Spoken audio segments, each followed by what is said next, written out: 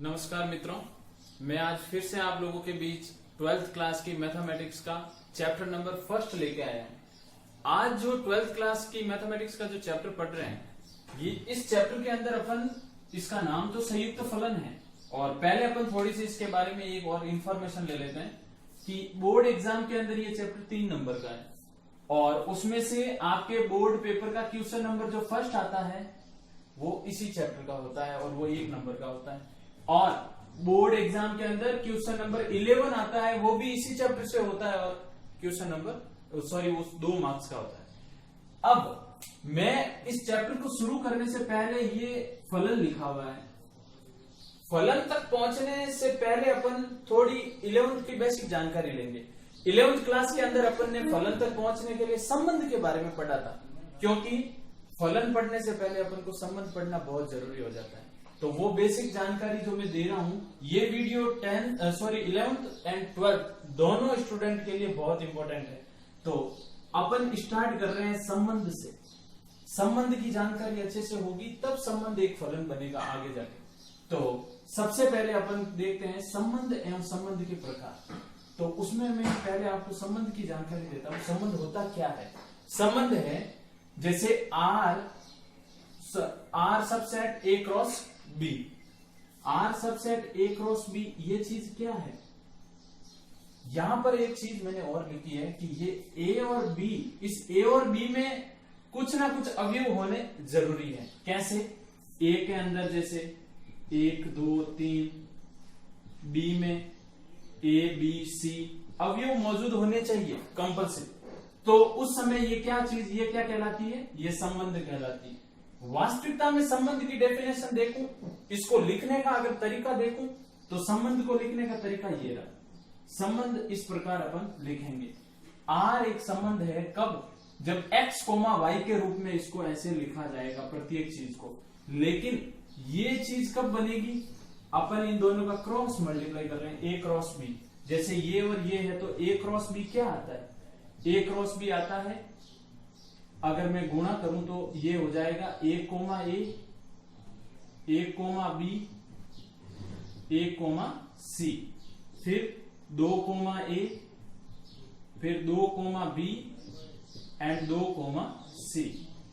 ऐसे कैसे 3 comma A, 3 comma B and 3 comma C. अपन इसकी बात कर रहे हैं। ये है आपके क्या? A cross B. तो उसमें जो ये संबंध है वो x, y के रूप में अपन सबको लिख रहे हैं। x, y के रूप में लिख रहे हैं, लेकिन ये x किससे बिलोंग करेगा?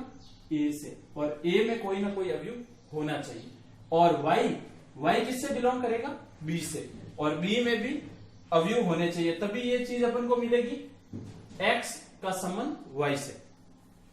तो ये तो था दोनों अलग अलग अगर हो तो उस समय की कंडीशन। अगर ये दोनों चीजें सेम हो जाए, जैसे ए क्रॉस ए, यानी एक ही अवयव से अपन इसका संबंध बनाने की कोशिश करें, तो संबंध की डेफिनेशन ये बन जाएगी। क्या बनेगी?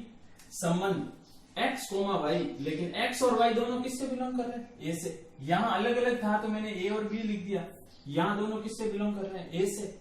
और बाकी x का संबंध y से है ही है। तो एक एग्जाम्पल ले रहा हूं मैं। एग्जाम्पल में आप लोगों के लिए मैंने 3 चीजें लिखी है आपको समझाने के लिए कि ए के अंदर मौजूद अवयव 1 2 3 4 5 है। एक संबंध है R1। संबंध इस प्रकार है कि a, b, जहां a और b किससे बिलोंग करते हैं? a से। लेकिन कंडीशन ये है, इसकी कंडीशन ये है कि b है जो बड़ा है और इक्वल, मतलब ग्रेटर देन इक्वल है किसके? a के। ग्रेटर देन भी है और इक्वल भी है। तो इस कंडीशन के अंदर ए आपका ये रहा, ए के अंदर मौजूद अवयव ये है, तो ये ए और बी दोनों अवयव यहां किससे बिलोंग करते हैं? ए से। तो मेरे लिए ए भी यही है और बी भी यही है। तो उस कंडीशन में मेरे को ये चीज लेते हुए एक संबंध बनाना है। तो देखो संबंध कैसे बनेगा। तो R1 संबंध लिख रहा हूं मैं। बी बड़ा होना चाहिए ए से, यानी पहला अवयव किसका होता है और दूसरा अवयव किसका होता है? पहले तो ये चीज क्लियर है। ये अवयव किसका है? ए का, और ये किसका है? बी का, क्योंकि x बिलोंग टू ए और y बिलोंग्स टू b होता है। तो यहां पर मैं वही कह रहा हूं कि ये अवयव a का है और ये अवयव b का है, लेकिन b ग्रेटर देन है और इक्वल भी है किसके, a के। अगर मैं a को 1 लूं तो b भी 1 हो सकता है। उसका रीजन अपन इससे सेटिस्फाई हो रहा है या नहीं हो रहा है। a की वैल्यू 1 है, b की वैल्यू भी 1 है, दोनों इक्वल भी है और ग्रेटर देन भी है, तो पॉसिबल है। अब मैं a की वैल्यू चेंज कर रहा हूं, a की वैल्यू 1, b की वैल्यू 2, पॉसिबल है क्या? बिल्कुल पॉसिबल है। यहां b की जगह 2 रख सकता हूं, b की जगह 2 रखा मैंने और a की जगह 1 रखा, तो 2 बड़ा है ना 1 से, तो ये भी बन सकता है। ऐसे कैसे? 1,3 बन सकता है, 1,4 पॉसिबल है, 1 और 4 तो फिर बड़ा ही हुआ ना, अपन को b बड़ा होना चाहिए या बराबर होना चाहिए, 1,5। अब ये भी चीज इंपॉर्टेंट है कि यहां से ये चीज बाहर नहीं जानी चाहिए, क्योंकि अपन को इसी से अपन को सारी चीजें लेनी है। अब मैं दूसरा और इसको कंटिन्यू कर रहा हूं, क्योंकि खूब सारे अपन ग्रुप बना सकते हैं, क्योंकि a की वैल्यू भी यही है और b की वैल्यू भी यही है। तो अब की बार मैं ले रहा हूं 2,1। क्या ये पॉसिबल है? यहां 2, सॉरी यहां पर तो आएगा b का मान कितना, 1 और a की वैल्यू 2, तो 1 तो बड़ा नहीं होता और ना बराबर होता है, ये नहीं ले सकता। 2,2 तो ले सकता हूं, फिर 2,3 3 आ जाएगा और 2 उधर। ऐसे कैसे? 2,4 2,5 फिर 3,1, यहां 3, सॉरी यहां 1 और यहां 3, 1 तो बड़ा नहीं होता, तो क्या मैं 3,2 ले सकता हूं? इधर 2 और इधर 3, पॉसिबल नहीं। 3,3 तो अब आप लोगों को अच्छे से समझ में आ गया होगा। 3,4 और 3,5, ऐसे कैसे? 4,4 और 4,5 और लास्ट में 5,5। तो इस प्रकार अपन इससे एक संबंध अच्छे से निकाल सकते हैं। एक और मैंने संबंध निकालने के लिए आपको क्वेश्चन दिया है कि R2 संबंध निकाले, उसके लिए a, b, a है और b भी यही है। प्रत्येक कंडीशन के लिए a आपको यही रखना है, लेकिन R2 जो संबंध निकालना है उसके अंदर a, b, लेकिन कंडीशन ये है कि a minus be greater than होना चाहिए किससे, 0 से। अभी कंडीशन थी b greater than equal a, अब की बार कंडीशन चेंज होगी। तो इस कंडीशन को आप ऐसे अप्लाई नहीं करें, b minus a greater than 0 है, तो ये माइनस a उधर जाएगा तो b ग्रेटर देन a हो जाएगा। सिंपल सा, कोई दिक्कत नहीं है। तो अगर मैं ये इक्वल हटा दूं, अगर ये इक्वल हटा दूं तो सेम कंडीशन हो गई दोनों, तो सेम कंडीशन होगी तो स्थिति तो यही बनेगी, लेकिन इसमें चेंज क्या हो जाएगा, जहां जहां मैंने इक्वल जो जो चीजें ली है वो हटा देनी है। इक्वल कौन सी 2,2, 3,3, 4,4 और 5,5। इक्वल है तो रहेगी, नहीं है तो ये वाली कंडीशन। तो ये भी आप लोग अच्छे से क्लियर कर सकते हो। इस प्रकार एक संबंध की और डेफिनेशन दी है मैंने। संबंध का एक और क्वेश्चन दिया, R3 बराबर a, b, लेकिन a माइनस बी, यानी a में से जैसे ही b माइनस करूं तो मेरे को रिजल्ट सम संख्या यानी इवन नंबर मिलना चाहिए, सम संख्या रिजल्ट आना चाहिए, यानी a माइनस बी जब भी करूं। तो इसका भी अपन बना लेते हैं R3। अब देखो सम संख्या किसे कहते हैं, जिसके अंदर 2 का भाग पूर्णतः जाता है वो क्या होती है, सम संख्या होती है। अब इसके अंदर माइनस प्लस अपने लिए नहीं है, क्योंकि 2 का भाग जाना चाहिए। 0 भी एक प्रकार से इस कंडीशन में सम ही है, क्योंकि 2 का भाग 0 में भी जाता है। तो a, b को मेरे को ऐसे ग्रुप में लेना है जिससे a माइनस बी क्या आना चाहिए, सम संख्या आनी चाहिए। a मेरे पास वैल्यू क्या दे रखी है, 1, 2, 3, 4 और 5। तो इसके अकॉर्डिंग अपन बनाते हैं, a और b दोनों ही यही वैल्यू है, लेकिन संबंध ये बनाना है। तो क्या मैं 1,1 ले सकता हूं, 1 में से 1 जाएगा, a की वैल्यू भी यही है और b की वैल्यू भी यही है। 1 माइनस 1 करूंगा रिजल्ट 0 और 0 के अंदर भाग जाता है। क्या मैं 1,2 ले सकता हूं क्या, नहीं। तो अब सोच के लेने वाले, 1,2 लूंगा तो रिजल्ट 1 आएगा, माइनस का ही, भाग नहीं जाता। 1,3 जरूर ले सकता हूं, -2 और -2 में भाग जाएगा। 1,4 नहीं आ सकता, 1,5 तो पॉसिबल है, और इस दायरे से अपन को बाहर नहीं जाना है। फिर अपन लेंगे 1, सॉरी 5 तक हो गया, फिर 2,1 नहीं ले सकते, 2,2 ले सकता हूं, 2,3 नहीं, 2,4, 2,5 नहीं, 2,6 जा ही नहीं सकते क्योंकि 5 लास्ट है, तो यहीं तक ये हो गया। 3,1 ले सकता हूं, बिल्कुल, क्योंकि 2 बचेगा और 2 में 2 का भाग जाएगा। 3,2 नहीं ले सकता, 3,3 बिल्कुल यूज हो सकता है, 3,4 नहीं, लेकिन 3,5 जरूर यहां काम आ सकता है। और 3,6 नहीं लेंगे, 4,1 नहीं हो सकता क्योंकि 3 बचेगा और भाग नहीं जाएगा।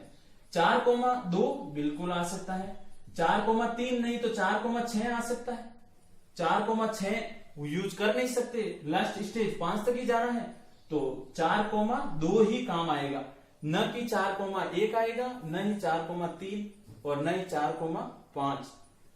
लास्ट 5,5 अपन यहाँ पे यूज कर सकते हैं। तो इस प्रकार आप संबंध को बनाने का तरीका और संबंध की डेफिनेशन से अच्छे से संबंध के बारे में अपन समझ गए हैं। अब अपन पढ़ेंगे संबंध कितने प्रकार के होते हैं। तो अब अपन चलते हैं संबंधों के प्रकार के ऊपर, संबंध के प्रकार के ऊपर।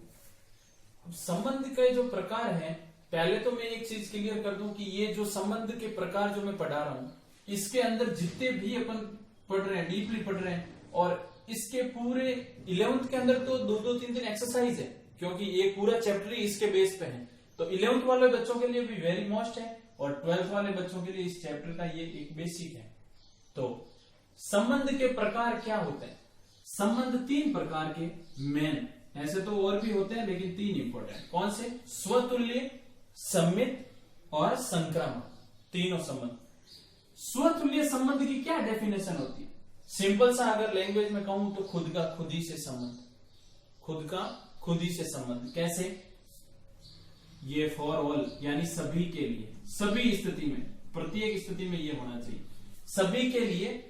ए बिलोंग्स टू ए, ये अवयव तो हमेशा इस ए से ही बिलोंग करता है, लेकिन जो दूसरा अवयव है वो भी इसी से बिलोंग कर रहा है, लेकिन कंडीशन ये बननी चाहिए, अपन ए कोमा बी बनाते हैं ना, वहां पर ए कोमा ए होना चाहिए, सीधी सी बात।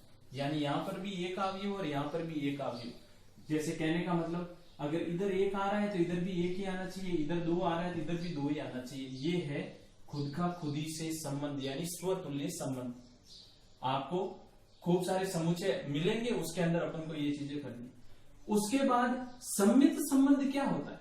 सम्मित संबंध कुछ नहीं है, यदि ए कोमा बी आर से बिलोंग करे, आर से बिलोंग करे, तो इस कंडीशन में अगर मैं इसको ऑपोजिट करूं तो बी कोमा ए होता है, बी इधर और ए उधर, ये भी आर से बिलोंग करना जरूरी है। ए कोमा बी अगर आर से बिलोंग करे तो बी कोमा ए भी किससे बिलोंग करना चाहिए? आर से। और मैं अभी एग्जांपल लूंगा जो लास्ट अभी आपको करवाया मैंने। संक्रामक संबंध क्या होता है? संक्रामक के अंदर स्थिति यह होती है कि अगर ए कोमा बी आर से बिलोंग कर रहा है और B comma C B R से बिलोंग कर रहा है, 3 हो गए इसके अंदर। ए कोमा बी भी आर से बिलोंग कर रहा है, बी कोमा सी भी किससे बिलोंग कर रहा है? आर से। तो इसको अगर हटाऊं तो ए कोमा सी जो मेरे पास आ रहा है, इन दोनों को रख रहा हूं, इसका पहला और इसका लास्ट, तो ए कोमा सी भी किससे बिलोंग करना चाहिए? आर से। ए कोमा बी आर से बिलोंग करे और बी कोमा सी भी आर से बिलोंग करे, तो ए कोमा सी भी किससे बिलोंग करना चाहिए? आर से।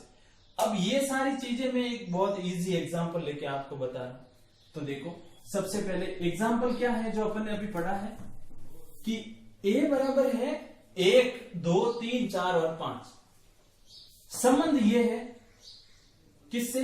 दोनों ही ए के ही अवयव है, ए क्रॉस बी नहीं है, यहां दोनों ही ए के ही अवयव है। जहां संबंध ये कह रहा है, संबंध बता रहा है कि ए कोमा बी ये जो अवयव है, इन दोनों के बीच में जो भी संबंध होना चाहिए वो क्या होना चाहिए? ए माइनस बी क्या होना चाहिए? एक सम संख्या होनी चाहिए। तो पहला काम अपना क्या है? संबंध को बनाना है। संबंध वाकई में कैसा बनेगा? यहाँ ए माइनस बी, अभी मैंने आपको समझाया सम संख्या 2 का भाग जाए वही सम संख्या है, 0 भी हो सकता है, माइनस में भी हो सकता है, प्लस में भी हो सकता है। तो ए माइनस बी, पहली कंडीशन ए कोमा 1 ली मैंने, दूसरी कंडीशन ए कोमा 3, फिर क्योंकि 1,3 2 बचेगा, 2 में भाग जाएगा किसका, 2 का। 1,5 4 आएगा और इससे बाहर नहीं जाना है। उसके बाद 2,2 पॉसिबल है, 2,3 नहीं है लेकिन 2,4 पॉसिबल है, ठीक है।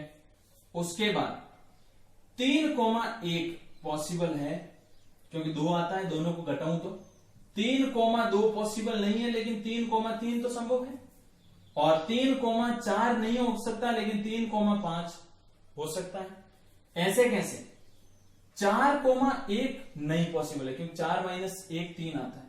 4,2 तो पॉसिबल है, 4,3 नहीं लेकिन 4,4 बिल्कुल हो सकता है, और लास्ट 4,5 नहीं हो सकता। तो 5,1 क्योंकि अंतर कितने का है, 4 का है, इसका ऑपोजिट भी तो होगा। 5,2 नहीं हो सकता लेकिन 5,3 हो सकता है, और 5,4 नहीं हो सकता, तो 5,5 तो पॉसिबल है। ये अपन ने क्या बना लिया, संबंध बना लिया। लेकिन बात यह है, क्या ये स्वतुल्य संबंध है, क्या ये सम्मित है, क्या ये संक्रामक है, ये जो संबंध बना है या नहीं। स्वतुल्य की कंडीशन क्या है, खुद का खुद ही से संबंध। अगर कोई अवयव एक ऐसा संबंध बना रहा है, कैसा, खुद का खुद ही के साथ संबंध, तो वो स्वतुल्य होता है। 1 का 1 से ही होना चाहिए, 2 का 2 से ही होना चाहिए, 3 का 3 से ही होना चाहिए, 4 का 4 से और 5 का 5 से। इस कंडीशन के अंदर क्या आपको ऐसा लिखा हुआ मिल रहा है, 1,1 2,2 3,3 4,4 5,5 स्वतुल्य संबंध है। बस इतना सा करने से 11th के अंदर अपन को वार्षिक एग्जाम के अंदर अपन को मार्क्स मिल जाते। फिर उसके बाद सेकंड है, क्या ये सम्मित भी है। सम्मित की क्या कंडीशन है, अगर A, B संबंध में मौजूद है तो इसका ऑपोजिट यानी B, A भी उसी संबंध में होना चाहिए। 1,1 है, इसका चाहे ऑपोजिट लिखो, 1,1 का उल्टा 1,1 ही होता है, तो यह तो मौजूद है। 1,3 है इसमें, क्या 3,1 है, ये रहा। 1,5 है तो 5,1 भी है। 2,2 का 2,2 ही होता है। 2,4 है तो 4,2 भी है। इसका मतलब सीधी सी बात हो गई कि ये स्वतुल्य भी है और सम्मित भी है। संक्रामक की कंडीशन क्या है, A, B R से बिलोंग करे और B, C भी R से बिलोंग करे, तो ये वाला पहला अवयव और ये वाला अंतिम अवयव भी किससे बिलोंग करना चाहिए, R से। तो देखो मैं यहां से एक ग्रुप उठा लेता हूं, जैसे ये ले लो, 1,3 ये है मेरा A, B किससे बिलोंग कर रहा है, R से। ये बिलोंग कर रहा है R से, ठीक है। ये है मेरा B, C किससे बिलोंग कर रहा है, R से। तो ऊपर वाली चीज भी बिलोंग कर रही है R से। ये दोनों चीजें मैंने कहां से ली है, संबंध से ली है। ये कंडीशन और ये कंडीशन दो उठाने के बाद में अगर ये दोनों पॉसिबल है तो ये भी चीज इसी में होनी चाहिए और पॉसिबल भी होनी चाहिए। ये A का अवयव। तीसरी कंडीशन क्या कहती है, तो क्या होना चाहिए, A और C के साथ संबंध, और वो भी चीज किस में मौजूद होनी चाहिए, रिलेशन संबंध में होनी चाहिए। तो A कौन है, 1, C कौन है, 3। क्या 1,3 इसमें मौजूद है ना। यहां से देख लो आप, ये दोनों उठाएं और 1,3 तो खुद ही बन रहा है, तो ये चीज मौजूद है। कोई भी दो चीजें उठा सकते हो, जैसे इन दो को लिए 1,5 और 2,2, सॉरी 1,5 ये अवयव सेम रहना चाहिए क्योंकि ये B का अवयव है। A, B ये और ये सेम रहना चाहिए। अगर मैं 1,5 को 1,5 तो 5,1, तो 5 ये हटाना है तो 1,1 इसमें मौजूद है। तो इस प्रकार आप ये चीज क्लियर हो गई होगी कि ये स्वतुल्य, सम्मित और संक्रामक वास्तविकता में होता क्या है। अब एक इंपॉर्टेंट चीज कि अगर दिया गया संबंध स्वतुल्य, सम्मित एवं संक्रामक तीनों ही हैं, संक्रामक हैं, तो वो संबंध तुल्यता संबंध कहलाता है। तुल्यता संबंध कहलाता है। तुल्यता संबंध कहलाता है। और अपने पूरी एक 11th में तो पूरी एक्सरसाइज है इसी के ऊपर आता है। तुल्यता संबंध कहलाता है कब? जब दिया गया संबंध स्वतुल्य भी हो, सम्मित भी हो और संक्रामक भी हो। यानी अगर ये तीनों संबंध एक ही कंसेप्ट के अंदर काम कर रहे हैं तो वो कौन सा संबंध होगा? तुल्यता संबंध कहलाएगा। तो यहाँ तो स्वतुल्य भी है, सम्मित भी है और संक्रामक है। तो आपको क्वेश्चन आता है क्या ये दिया गया संबंध तुल्यता संबंध है? तो बिल्कुल तुल्यता संबंध भी है। तो अब अपन संबंध और संबंध के प्रकार के बारे में अपन ने अच्छे से पढ़ लिया है। अब अपन फलन की तरफ जाने वाले। तो अब अपन चलते हैं फलन की ओर। फलन के अंदर अपन को सबसे पहले फलन की जानकारी लेनी है कि फलन होता क्या है। अपन ने अभी संबंध के बारे में पढ़ लिया है, संबंध के बारे में अच्छे से पढ़ लिया। वास्तविकता में संबंध की डेफिनेशन या संबंध को अपन ने कैसे दर्शाया, ए क्रॉस बी। और संबंध के बारे में क्या लिखा, ए कोमा बी, इस प्रकार की A belongs to A, sorry X comma Y ले लो तो X belong to A and Y belongs to B. और एक्स का संबंध किससे? वाई से। तो ये तो थी संबंध की डेफिनेशन। अब मैं फलन की ओर जा रहा हूं और ये चीजें समझाने का रीजन यही था कि यहां पर एक वर्ड आता है, एक संबंध आर एक फलन कहलाता है। संबंध ही क्या कहलाता है? फलन कहलाता है। लेकिन उसके लिए दो कंडीशन दे रहा हूं। कंडीशन ये है कि फलन का प्रांत यानी डोमेन ए हो।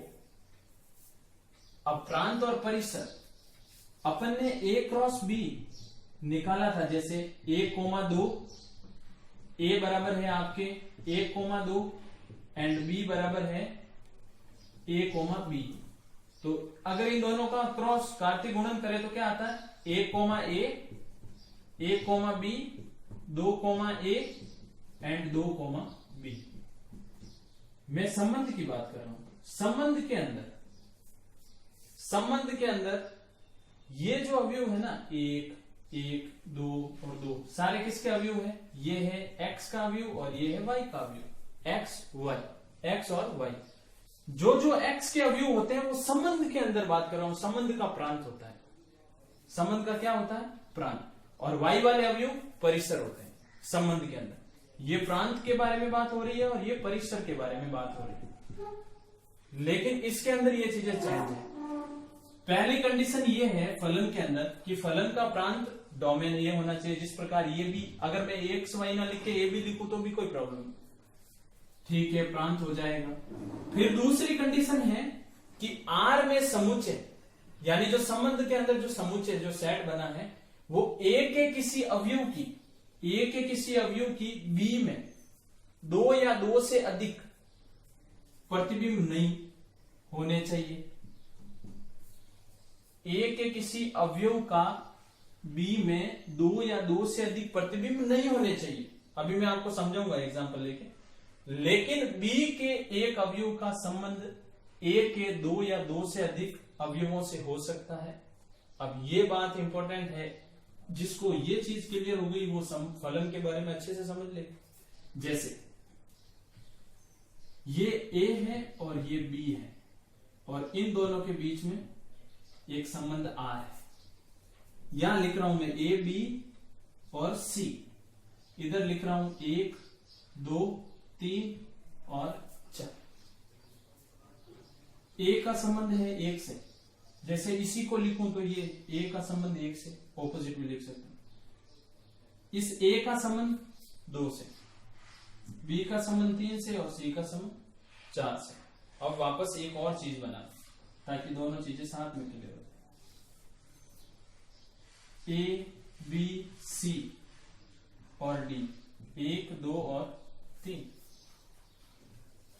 ए का 1 से, बी का भी 1 से संबंध, सी का 2 से और डी का 3 से। ये है ए और ये है बी और ये एक क्या है?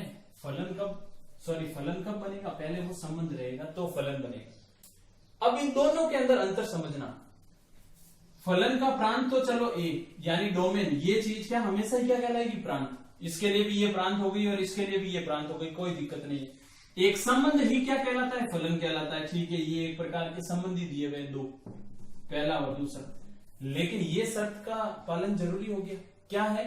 समुच्चय में जो ए के किसी अवयव का, ये रहा ए के किसी अवयव का बी में दो या दो से अधिक प्रतिबिंब नहीं होने चाहिए। ये ए का एक अवयव है, इस ए के एक अवयव के प्रतिबिंब उधर कितने मौजूद है? दो। लेकिन ये तो कह रहा नहीं होने चाहिए। इसने क्या कहा है? ए के किसी अवयव का, किसी एक अवयव का, ए के किसी एक अवयव का बी में दो या दो से अधिक प्रतिबिंब नहीं होने चाहिए। ठीक है, लेकिन ये तो कह रहा है इसके अकॉर्डिंग तो हो रहा है।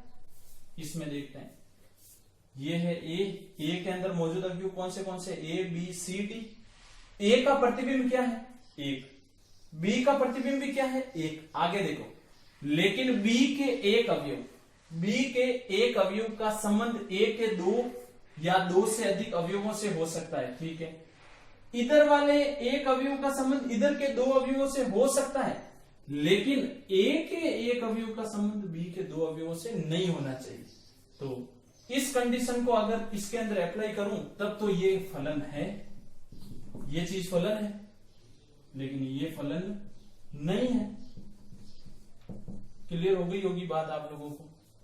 ए के दो प्रतिबिंब नहीं होने चाहिए, एक ही चीज के दो प्रतिबिंब नहीं होने चाहिए। अगर मैं इसको लिखूं ए कोमा एक, ए कोमा दो, बी कोमा तीन और सी कोमा चार, ये है आपका संबंध। क्योंकि संबंध ही क्या कहलाता है? फलन।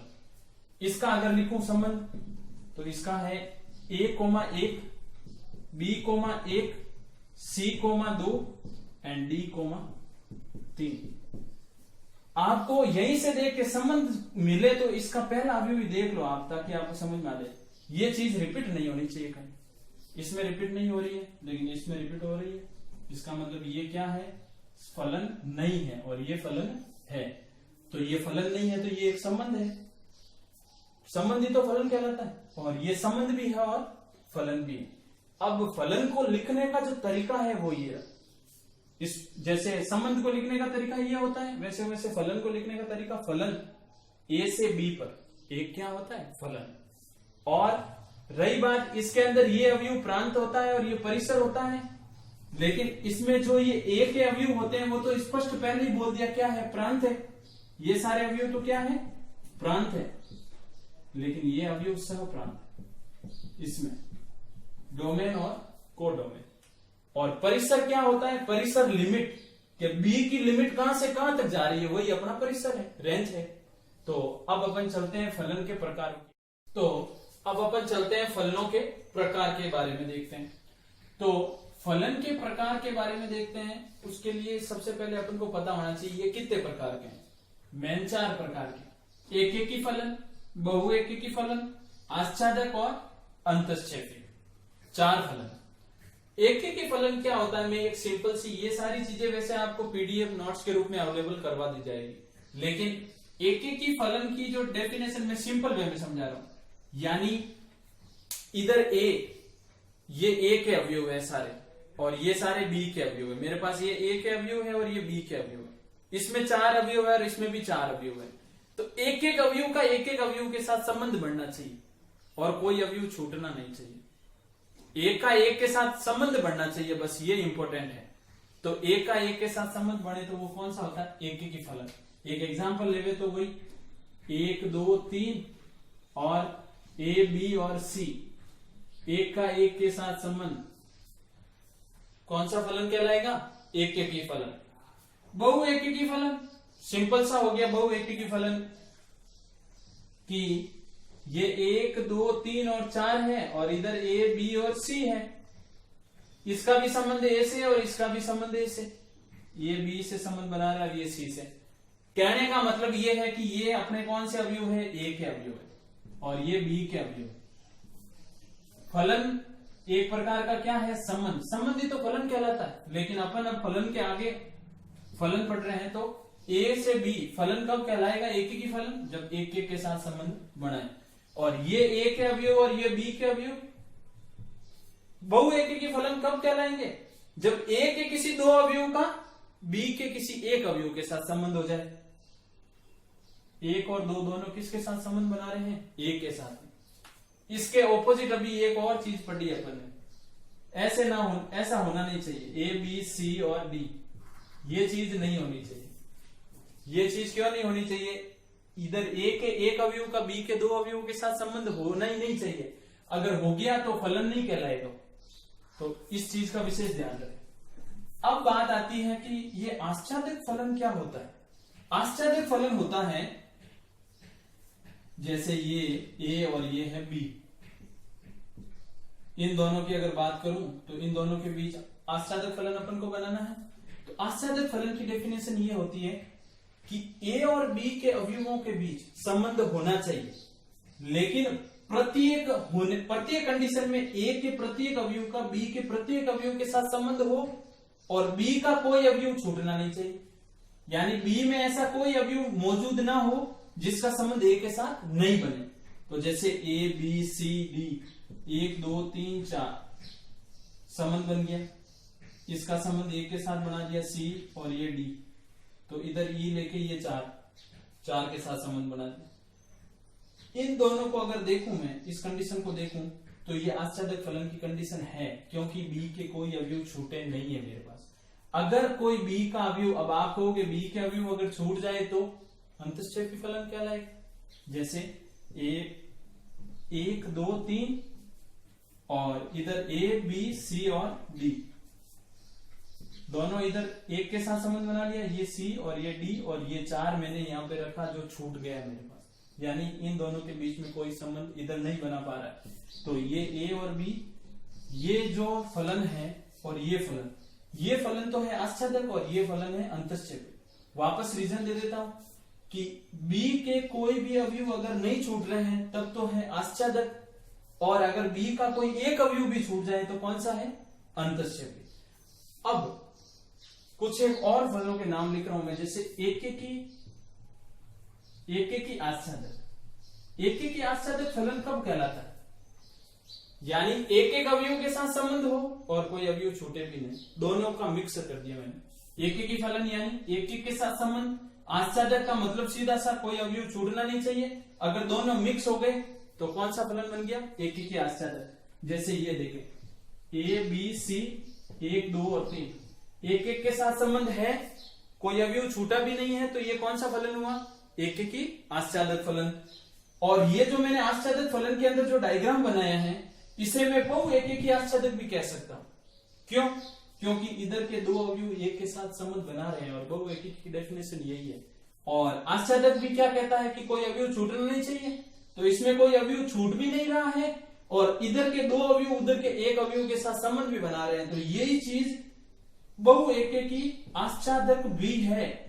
सिंपल सी बात, बहु एकेकी आश्चादक। तो इसी प्रकार आप एकेकी अंतःक्षेपी भी ज्ञात कर सकते हैं और बहु एकेकी अंतःक्षेपी फलन भी निकाल सकते हैं। अब अपन ने संबंध और फलन के बारे में पूरी जानकारी ले ली है। अब ये अपना चैप्टर क्या है? संयुक्त फलन। तो ये जो सारी चीजें थी वो बेसिक चीजें थी और ये अपने इंपॉर्टेंट है 12th क्लास के लिए भी। तो आगे अपन नेक्स्ट वीडियो के अंदर अपन बात करेंगे संयुक्त फलन की। थोड़ा सा इसके बारे में बेसिक नॉलेज देते हुए अपन एक्सरसाइज शुरू करेंगे। तो इसी प्रकार हमारे साथ जुड़े रहें। और आप लोगों को पहले ही बोल रखा है कि पीडीएफ नोट्स आप लोगों को डिस्क्रिप्शन बॉक्स में अवेलेबल करवाए जा रहे हैं, तो वहां से आप लिंक डाउनलोड कर लें और इसी प्रकार जुड़े रहें और वीडियो को लाइक शेयर और सब्सक्राइब जरूर करें। धन्यवाद।